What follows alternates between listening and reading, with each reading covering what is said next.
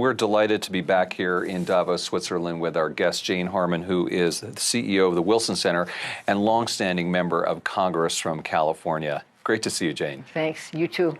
So my first question is, what the heck is the Wilson Center? What are you doing there? I'm astounded that you don't know. I'm remiss. Sorry. He's educating every everybody Yahoo else. person doesn't know. Okay, but sorry. just to remind you all, the Wilson Center was formed by Congress 51 years ago to celebrate the values of Woodrow Wilson, our 28th president and our only PhD president. Who knew that? Right.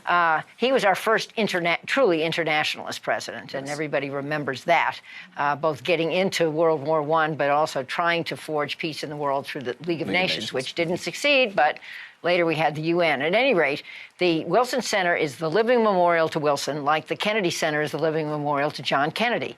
And we celebrate the connection between scholarship and policy, neither of which is in high regard, or at least high respect, in the Congress right now. So it was easy for me in the middle of my 9th term to succeed Lee Hamilton, a very well-known and respected member of Congress, as the president and CEO of the Wilson Center, and I've been there for almost 9 years. You know, I don't know about you, but being in news, it's very hard for me to read about the news, to watch the news on TV and not be hypercritical because it's my industry. What's it like for you, having been a member of Congress and now seeing this Congress at work? What are your takeaways from what you're seeing happening right now on the ground there? I'm just so despairing. Yesterday was all partisan all the time, the votes on the impeachment rules in the Senate, the trial rules. And can't we do better than this? I do remember a day when bipartisanship was prized. I certainly worked on a bipartisan basis with a lot of people, and I have on the walls of my office at the Wilson Center 8 laws. 8, that's a lot of laws, with the pens from the signing ceremony, where I was either the principal author or the principal co-author. And most of them are in the intelligence and security space, where we need better laws right now, and no signs of life. And you were the ranking member of the House Intelligence Committee. But how do we get there? In other words, Republicans cross ranks when President Nixon ran into Watergate. Yep. But it seems impossible for Republicans to do that today. Or from my perspective, what would even move Mitch McConnell and company off the dime to accept that President Trump had done any wrongdoing at all? Well, I want to say Democrats are are to blame too. I don't know about yesterday. I think actually Chuck Schumer had the higher road. He was trying to make a process that would at least allow the public to consider if there were new facts. And to remind, impeachment is a political remedy. It's not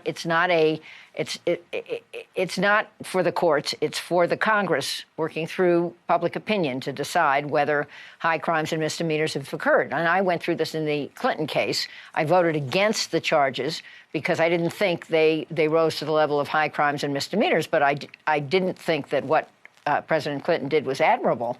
So in this case, let the Congress decide, but let it decide in a way that is respectful of the Constitution and respectful of each other. That's what's missing. So how to get back to that, it's very hard.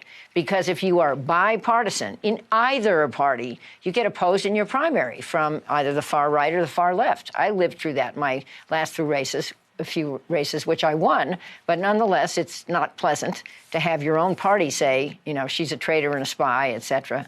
It's all charming these days. Just for crossing the aisle occasionally. Yeah, and for supporting strong security policies after 9/11, which I thought would keep our country safe. If you were a member of Congress today asked to vote on this impeachment of this president, how would you have voted? In the House? Yes. How would I have voted in the House?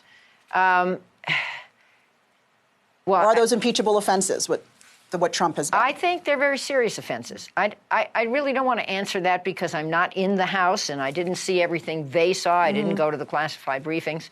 But I think there are serious charges here, and they deserve serious attention and not just reflexive reactions that, no, he did nothing wrong, and yes, he did everything wrong.